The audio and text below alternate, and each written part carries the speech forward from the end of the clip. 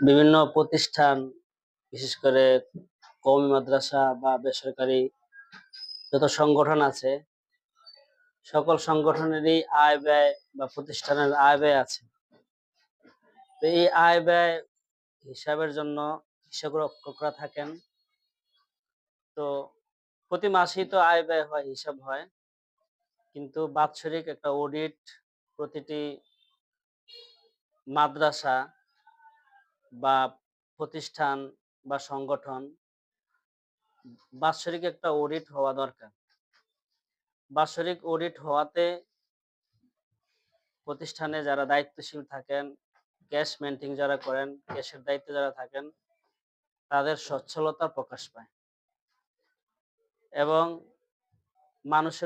মানুষের মধ্যে একটা আস্থা তৈরি হয় যে না, এখানে আয় ব্যয়ের হিসাব আছে। আর যদি আয় ব্যয়ের হিসাব না থাকে বা হিসাব থাকে কথা ঠিক, কিন্তু বাৎসরিক কোনো অডিট হয় না, সরকারি বা বেসরকারিভাবে যদি অডিট না হয়, তাহলে আয় হচ্ছে, ব্যয় হচ্ছে, লেখা হচ্ছে, কিন্তু মানুষের মধ্যে একটা আস্থা তৈরি হয় না।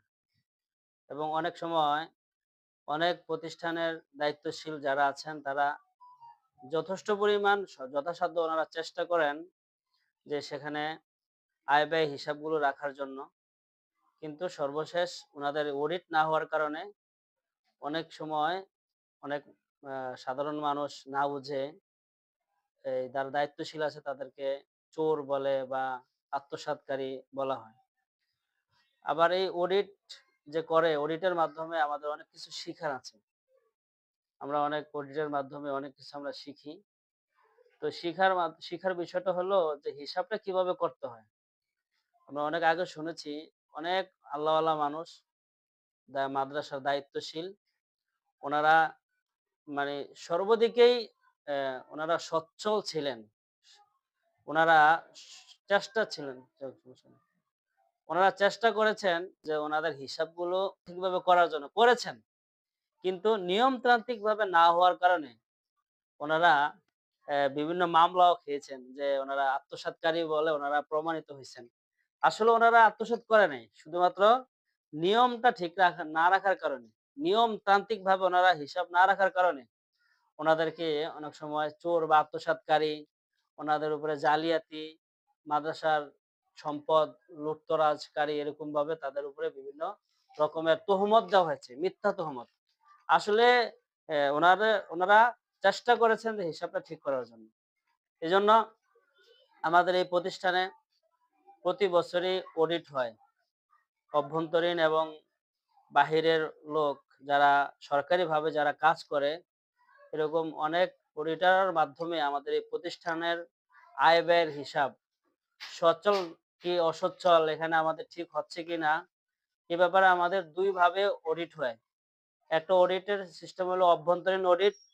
অভ্যন্তরীণ অডিট আলহামদুলিল্লাহ আমাদের মাদ্রাসায় এখন চলছে।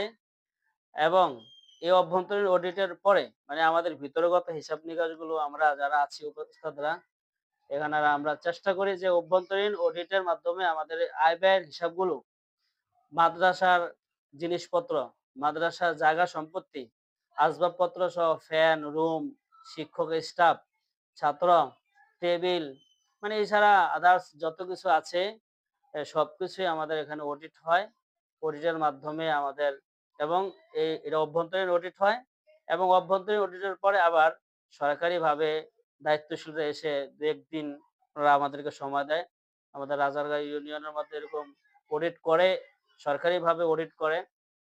ওনাদের অডিটের কার্যক্রমে ওনারা আছেন প্রধান হিসেবে, ঢাকাতে কাজ করেন। ওনারা এসে আমাদের মাদ্রাসা অডিট করেন। অডিটের মাধ্যমে আলহামদুলিল্লাহ আমরা গত বছর ওনাদের দ্বারা অডিট করাইছি। তা আমাদের অভ্যন্তরীণ যে অডিটটা হয়, সে অডিটের ওনারা প্রশংসা করছেন এবং আমাদের হিসাব নিকাশ যেভাবে করা দরকার আমরা নিয়মতান্ত্রিকভাবে আমরা করছি। তো সেই হিসেবে আমি আমাদের জানা মতে যত ভাই বন্ধু আছে, কাছের দূরের যারা আছেন, মাদ্রাসায় যারা দায়িত্বরত আছেন, তাদেরকে অনুরোধ করব যে আপনারা আপনাদের প্রতিষ্ঠানের সচ্ছলতার জন্য, স্বচ্ছ থাকার জন্য, আপনাদের প্রতিষ্ঠানের প্রতি মানুষের আস্থা তৈরির জন্য আপনারা অডিট করাবেন। এবং অডিট করালে প্রতি বছর একটা অডিট করালে সেখানে আপনাদের অনেক শিখার আছে। অডিটের মাধ্যমে হিসাব কিভাবে রাখতে হয় সবকিছুই আপনারা জানতে পারবেন, বুঝতে পারবেন। আশা করি আপনারা অডিট করাবেন। অডিটের মাধ্যমে বাৎসরিক রিপোর্ট তৈরি হবে।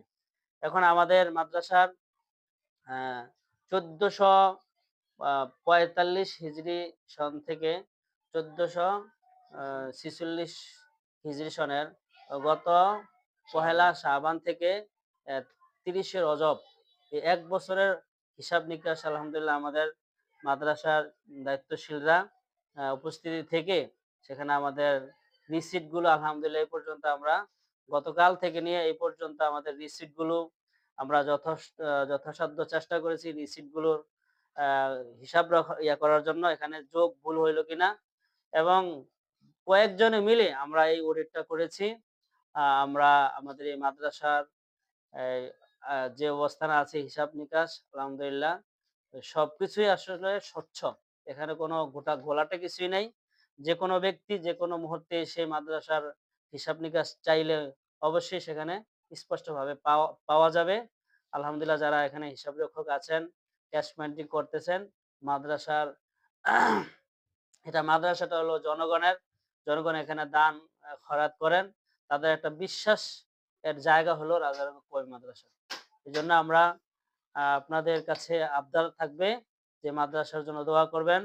মাদ্রাসার যারা দায়িত্ব শীল আছে তারা যেন আস্থার সাথে, নিষ্ঠার সাথে অ্যা এবং তারা যেন আমানতের সাথে কাজগুলো করতে পারে আল্লাহ তাআলা তাদেরকে তৌফিক দান করেন। আল্লাহ তাআলা যেন শয়তানের ওয়াসওয়াসা থেকে হেফাজত করেন। এজন্য আমি দোয়া চাই। মাদ্রাসার অভ্যন্তরীণ অডিটের কাজে নিয়োজিত ওস্তাদের সাথে কিছু সময় দেওয়ার জন্য এজন্য শুকরিয়া আদায় করি। আলহামদুলিল্লাহ আমাদের অত্র মাদ্রাসার অডিট সম্পর্কে হুজুর অনেক কিছু বলেছেন। আমার কথা হলো হাদিসের মধ্যে আছে লা ঈমানা লিমান লা আমানাতা লাহ। যার আমানত নাই তার ঈমান নাই। সুতরাং আমানত একটা গুরুত্বপূর্ণ জিনিস দ্বীনের জন্য। আমাদের এই আমানত এই অডিটের মাধ্যমে আমাদের দারিতার স্বচ্ছতা প্রকাশ পায়। এটা দ্বারা আমাদের অভ্যন্তরীণ সমস্ত যত রকমের যদি কোনো সমস্যা থাকে এটা আমরা স সমাধান করে নেওয়ার চেষ্টা করি। এরপর কোথাও যাই বিগত কয়েক বছর ধরে হচ্ছে আগের থেকে হইতেছে।